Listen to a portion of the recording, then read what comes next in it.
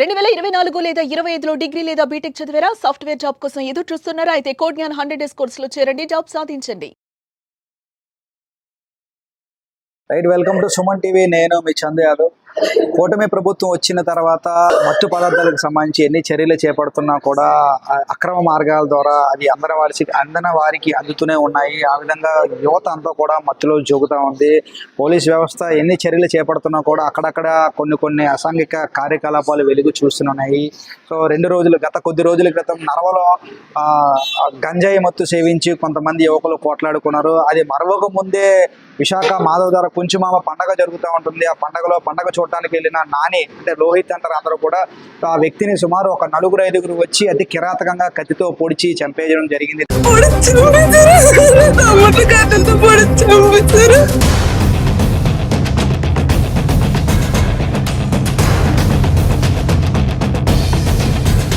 10 కత్తిపోట్లు కిడ్నీల్లో దిగిపోయినాయి, గుండెల్లో దిగిపోయినాయి.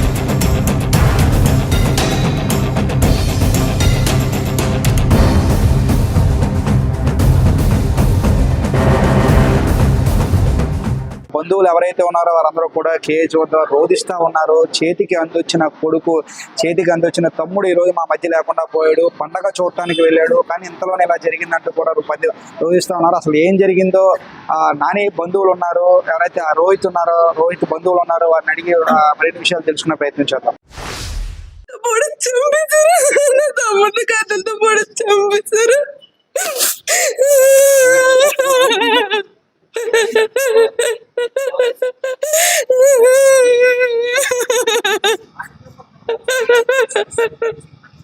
పండగలోకి వెళ్ళిన తర్వాత జరిగిందమ్మా.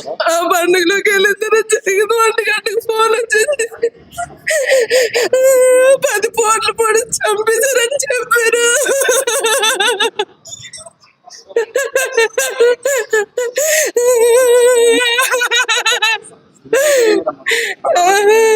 అదేం తెలియదండి. మా పిన్ని 1 గంటకు ఫోన్ చేసి చెప్పింది, ఇలా బాబుకి పొడిస్తారు రండి అనేసి.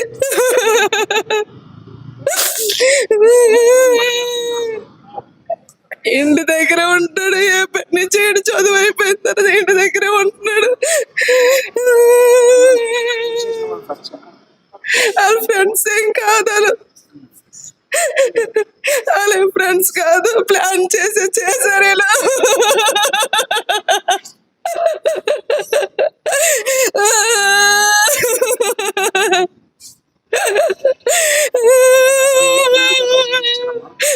కంప్లైంట్ ఇస్తున్నారంట.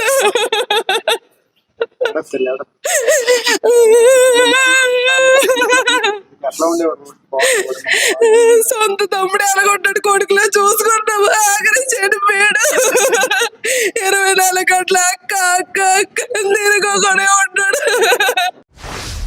మేనమామ, పెద్ద మేనమామ. ఏం జరిగింది అంటే అక్కడ పండగ జరుగుతుందని స్నేహితుల దగ్గరికి వెళ్ళాడు. కొంతమంది ఫ్రెండ్స్ ఏమో ఇక్కడ పరిస్థితులు బాగోరా, వచ్చి కారు ఎక్కి అంటే వద్దులే నేను సరదాగా ముందుకు వెళ్తానని చెప్పి ముందుకు వెళ్ళినప్పుడు ఇప్పుడు పీక పట్టుకొని ఎవరైతే లాగాడో ఆడు మా వీధిలో చెత్తలు ఎత్తుతాడు. ఆడు పీక పట్టుకుని ఈడ్చుకెళ్ళిపోయాడు. ఆల్రెడీ బాబు పచ్చకామరితో ఉన్నాడు, కొంత తొయ్యడానికని శక్తి లేదు. ఈడ్చుకుని వెళ్ళి ఆ వ్యాన్ వెనకాల వేసరికి అక్కడ కొంతమంది ఉన్నారు. వీళ్ళందరూ పడుకోబెట్టి పొడిచేశారు. 10 కత్తిపోట్లు కిడ్నీల్లో దిగిపోయినాయి, గుండెల్లో దిగిపోయినాయి. మరి గవర్నమెంట్ మరి ఎలా న్యాయం చేస్తుందో చూడాలి.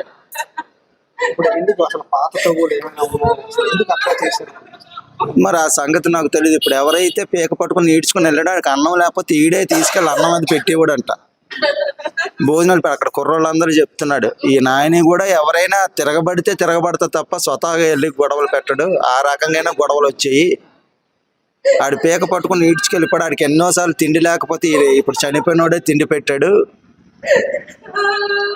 కనీసం వాడి విశ్వాసం లేకుండా కూడా అలా చేశాడు అని చెప్పి వాళ్ళ స్నేహితులందరూ చెప్తున్నారు. వీళ్ళు ఇప్పుడు ఎవరైతే చంపేశారో బ్యాక్ పట్టుకుని సీసీ ఫుటేజ్ వచ్చింది బయటకి, పట్టుకొని తీసుకెళ్ళిన తర్వాత పడుకోబెట్టి, కారు కాదు అది వ్యాన్ ఏదో ఉంది అక్కడ, ఆ వ్యాన్ దగ్గర పడుకోబెట్టి పొడిచేశారు. కిడ్నీల్లో దిగిపోయినాయి, గుండెలో దిగిపోయింది. ఆ రెండిట్లో అవ్వకపోతే సన్నంగా ఉన్న కొద్దిగా మ్యాన్ పవర్ ఉన్న వ్యక్తి ఆ అబ్బాయి లేచి ఉన్నాం, కానీ అసలు పార్టీలోకి అది కత్తి తగలడం వల్ల తెల్లవారు 5 గంటల వరకు కూడా కొట్టుకున్నాడు. గింజుకొని 5 గంటలప్పుడు చనిపోయాడు. ఆ పిల్లల్ని ఎత్తుకొని పెంచిన పిల్లలు ఇప్పుడు 20 సంవత్సరాలండి. 20 సంవత్సరాలు. తండ్రి ప్రేమ లేదు, తల్లి అంటే ఏదో అలగలగుండాలి పెంచుకొచ్చింది. ఎవరి ప్రేమ బాబుకు లేదండి. అలాంటి పరిస్థితులు చనిపోతున్నప్పుడు కూడా ఎవరు లేని అనాథలేగా చనిపోయాడు. అంతమంది స్నేహితులు ఉన్నారు. చనిపోయిన తర్వాత ఇక్కడికి వచ్చిన తర్వాత 100 మంది స్నేహితులు వచ్చారు మళ్ళీ హాస్పిటల్ దగ్గర. పొడుస్తున్నప్పుడు ఎవరు లేరు. ఇది జరుగుతున్నప్పుడు తాగేసి ఉండాలి. గంజాయిలో తాగుతారంటారు వాళ్ళందరూ. మరి విన్నాను కానీ నేను ఎప్పుడు చూడలేదు. గంజాయిలు అలాంటివన్నీ తాగుతారు, మందది అన్నట్టు విన్నాము. అన్నం పెట్టాడు, ఎవరైతే ఆ మెడ మీద చేయి వేసి తీసుకెళ్లారో వాడికి చాలా రోజులు అన్నం పెట్టాడు నాని. కానీ వాడు అత్యంత కిరాతకంగా అన్నం పెట్టాడనే విశ్వాసం కూడా లేకుండా తన మెడ మీద చేయి వేసుకొని తీసుకెళ్లి ఒక వ్యాన్ ఎరక్కి తీసుకెళ్లి సుమారు 5 నుంచి 10 మంది కత్తితో పొడిచి చంపేశారు. చివరి క్షణం వరకు తను పోరాడుతూనే ఉన్నాడు. కానీ ఈ రోజు తెల్లవారు 5 గంటల సమయంలో హాస్పిటల్లో మరణించాడు. సో దీనిపైన పోలీసులు ఎవరైతే ఉన్నారో ఇప్పటికే ఒక నలుగురిని అరెస్ట్ చేసినట్టయితే తాజా సమాచారం. ఇంకా దీని వెనక చాలా మంది ఉన్నారు. వారందరినీ కూడా అరెస్ట్ చేసి నాని కుటుంబానికి తగు న్యాయం చేస్తారని కోరుకున్నాం. అదేవిధంగా కూటమి ప్రభుత్వం కూడా ఇటువంటి చర్యలు జరగకుండా మరిన్ని రక్షణ చర్యలు చేపట్టాలని అందరితో పాటు మనం కూడా కోరుకుందాం. చూస్తూనే ఉండండి సుమన్ టీవీ. వీడియో జర్నలిస్ట్ రవితేజతో చందు, సుమన్ టీవీ, విశాఖపట్నం.